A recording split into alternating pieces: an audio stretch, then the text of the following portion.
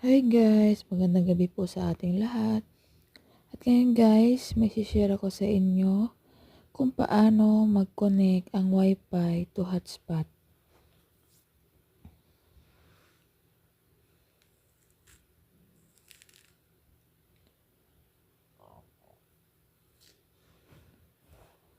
Yan guys, punta lang tayo sa settings.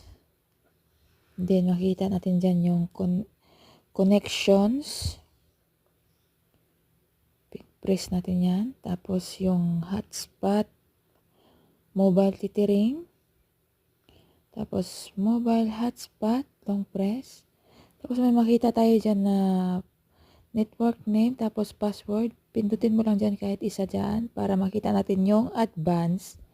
Yan, yung advance. Huwag mo muna i-save.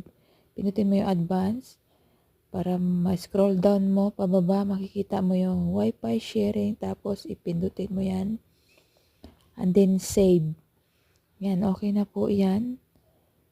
Mabubuksan mo na yung hotspot mo at hindi na kailangang i-off yung Wi-Fi.